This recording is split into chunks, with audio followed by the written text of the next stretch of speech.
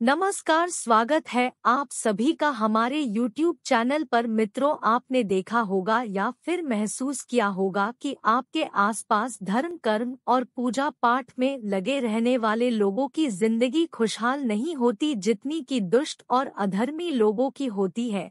और यह सब देखकर आपके मन में भी कभी ना कभी यह सवाल जरूर उठा होगा कि आखिर अच्छे लोगों के साथ बुरा क्यों होता है। परंतु आज के अधिकतर लोग इस रहस्य के बारे में नहीं जानते, जिसका सबसे बड़ा कारण है कि वे धर्म ग्रंथों को सही से पढ़ते नहीं या फिर उस पर लिखी बातों पर विश्वास नहीं करते।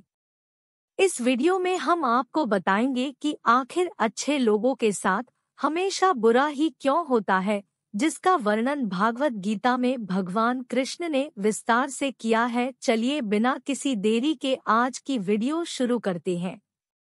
धर्म ग्रंथों में भागवत गीता एक ऐसा धर्म ग्रंथ है जिसमें मनुष्य के मन में उठने वाले हर प्रश्न का उत्तर विस्तार से बताया गया है। भागवत गीता में वर्णित कथा के अनुसार अर्जुन के मन में जब भी कोई दुविधा उत्पन्न होती थी, उसके समाधान के लिए श्री कृष्ण के पास पहुंच जाते थे।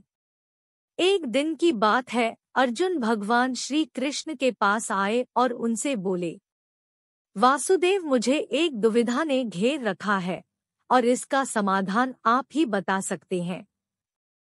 तब श्री कृष्ण ने अर्जुन से कहा कि धनंजय, अपने मन की दुविधा विस्तार से बताओ, तब मैं तुम्हें उसका हल बताऊंगा। तब अर्जुन बोले, हे नारायण, कृपया करके बताइए, अच्छे लोगों के साथ हमेशा बुरा ही क्यों होता है जबकि बुरे लोग हमेशा खुशहाल दिखते हैं।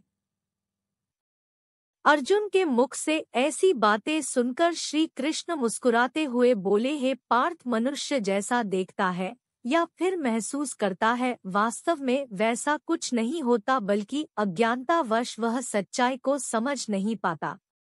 श्री कृष्ण की बातें सुनकर अर्जुन हैरान हो गए और बोले, हे नारायण, आप क्या कहना चाहते हैं, मेरी समझ में नहीं आया। तब श्री कृष्ण बोले, अब मैं तुम्हें एक कथा सुनाता हूँ, जिसे जानने के बाद तुम समझ जाओगे कि हर एक प्राणी को उसके कर्म के हिसाब से ही फल मिलता है। अर्थात जो बुरा कर्म करता है उसे बुरा फल मिलता है और जो अच्छा कर्म करता है उसे अच्छा फल मिलता है, क्योंकि अच्छे कर्म और बुरे कर्म तो मनुष्य पर निर्भर करता है। प्रकृति अपनी राह चुनने का मौका देती है, अब इसका फैसला करना कि वह जिस मार्ग पर चलना चाहता है यह व्यक्ति विशेष की इच्छा पर निर्भर करता है।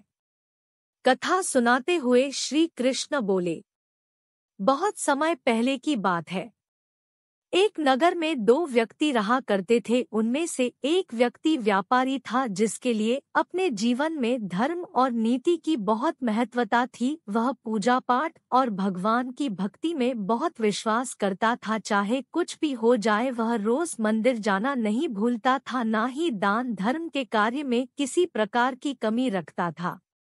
कुछ भी हो जाए, भगवान की पूजा अर्चना किया करता था। वहीं दूसरा व्यक्ति पहले से बिल्कुल ही विपरीत था। वह प्रतिदिन मंदिर तो जाया करता था, परंतु पूजा पाठ के उद्देश्य से नहीं, बल्कि मंदिर के बाहर से चप्पल और धन चुराने के लिए। उसे दान धर्म से कुछ लेना देना नहीं था, बस वह मंदिर जाकर वहां चोरी किया करता था।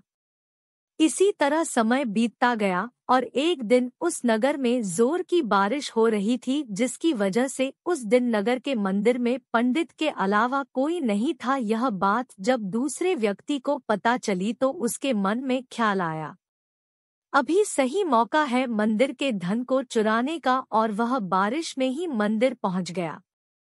मंदिर पहुंचकर उस व्यक्ति ने पंडित से नजर बचाते हुए मंदिर में मौजूद सारे धन जेवरात चुरा लिए और बड़ी प्रसन्नता से वहां से निकल गया।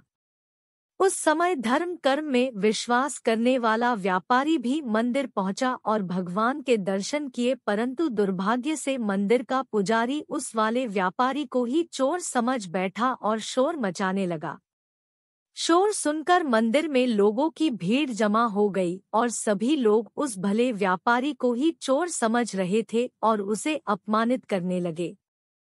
यह देखकर वह भला व्यक्ति हैरान हो गया और उसे समझ नहीं आ रहा था कि उसके साथ क्या हो रहा है। फिर वह किसी तरह उन लोगों से बचता हुआ मंदिर से निकल गया। लेकिन दुर्भाग्य ने उसका साथ वहां भी नहीं छोड़ा। मंदिर से बाहर निकलते ही एक गाड़ी से टकरा गया और घायल हो गया। फिर वह व्यापारी लंगड़ाते हुए जाने लगा। तभी रास्ते में उसकी मुलाकात उस दुष्ट व्यक्ति से हुई। वह झूमता नाचता हुआ और जोर जोर से बोलते हुए जा रहा था, आज तो मेरी किस्मत चमक गई, एक साथ इतना सारा धन मिल गया। जब व्यापारी ने उसकी बातें सुनी तो उसे बहुत हैरानी हुई और क्रोधित हो गया। उसने अपने घर जाते ही भगवान की सारी फोटो निकालकर फेंक दी और भगवान से नाराज होते हुए अपना जीवन व्यतीत करने लगा। कुछ समय पश्चात दोनों ही व्यक्तियों की मृत्यु हो गई और दोनों यमराज की सभा में पहुंचे। उस व्यापारी ने अपने बगल में उस दुष्ट व्यक्ति को खड़ा देख क्रोध स्वर में यमराज से पूछ लिया कि मैं तो हमेशा अच्छे कर्म करता था, पूजा पाठ और धर्म कर्म में विश्वास रखता था, जिसका मुझे जीवन भर सिर्फ अपमान मिला और इस अधर्म करने वाले व्यक्ति को नोटों से भरी पोटली। आखिर क्यों? इस पर यमराज के उस व्यापारी को बताया कि पुत्र, तुम गलत सोच रहे हो।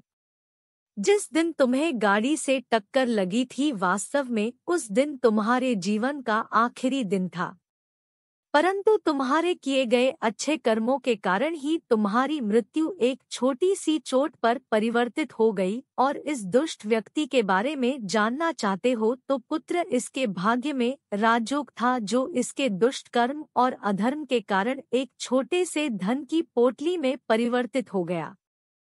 श्री कृष्ण कथा सुनाने के बाद कहते हैं, आज क्या तुम्हें अब तुम्हारे प्रश्न का उत्तर मिल गया? ऐसा सोचना कि भगवान लोगों के अच्छे कर्म को नजरअंदाज कर रहे हैं, बिल्कुल भी सत्य नहीं है। भगवान हमें क्या किस रूप में दे रहा है, यह मनुष्य की समझ में नहीं आता। लेकिन अगर आप अच्छे कर्म करते हैं, भगवान की कृपा सदैव आप पर बनी रहती है।